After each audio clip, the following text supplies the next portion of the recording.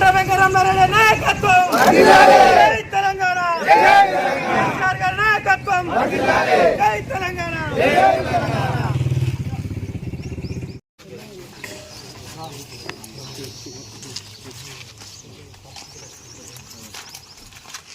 తెలంగాణ వస్తేనే మన నీళ్లు, నిధులు, నియామకాలు మనకు వస్తాయి.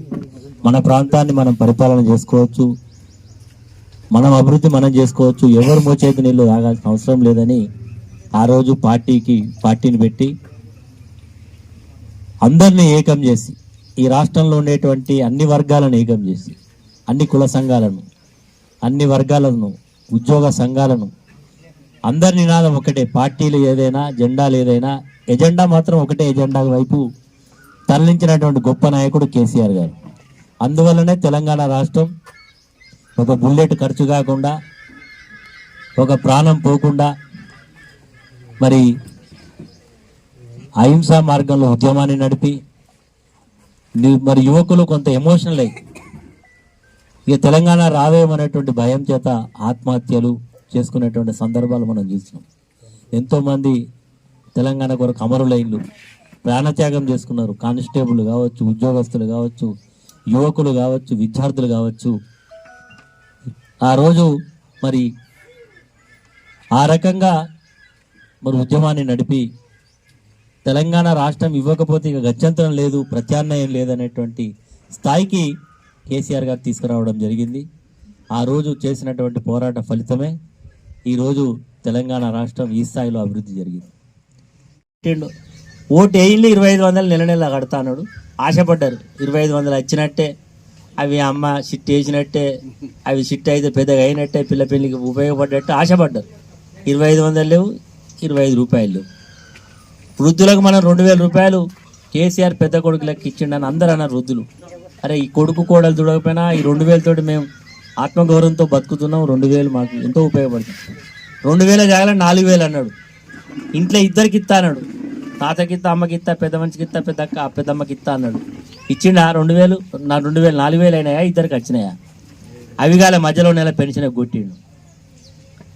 వృద్ధులకు వికలాంగులకు 6000 అన్నాడు. ఏది కూడా ఒక్కటి కూడా నిలబడలే. అనుభవించినాం గ్రామాలలో. ఈ 15 నెలలు ఏం జరుగుతుందో మనం చూస్తూ ఉన్నాం. 10 సంవత్సరాల తెలంగాణ రాష్ట్రంలో నీళ్ళ సమస్య పోయింది, కరెంటు కష్టం పోయింది, గ్రామాల అభివృద్ధి అయినాయి. అదేవిధంగా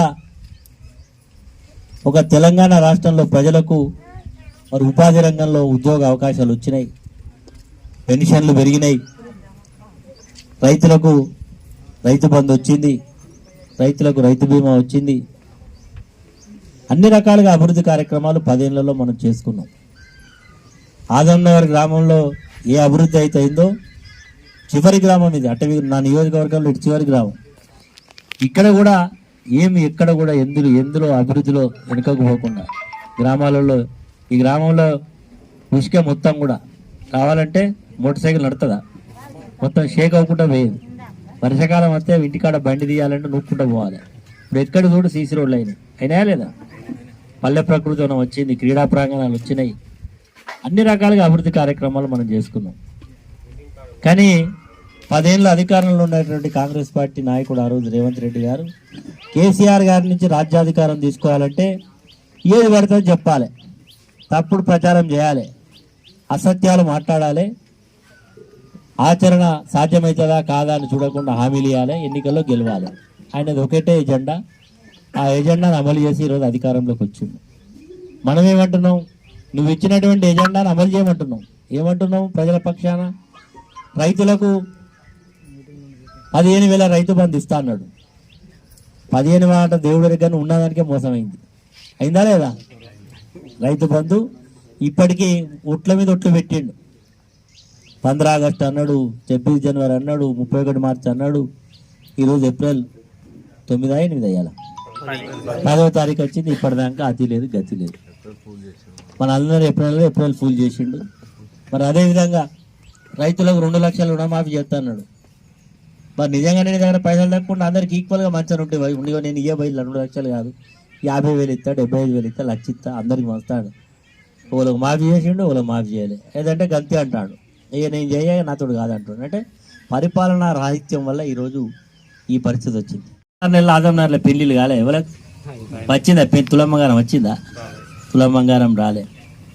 ఏమి రాకుండా మళ్ళీ ఇప్పుడు ఏమంటుండు, అసలుకే ఇచ్చలేని పరిస్థితులలో నాకు ఉన్న పైసలు మేము కూడా పైసలు మీరే పంచుకోవాలంటాడు. అంటే ఆయనకు మరి పరిపాలన సాధ్యం కాక, అనుభవం లేక ఈరోజు కక్ష సాధింపు చర్యలతో రాజ్యం వెళ్తూ ఉన్నాడు.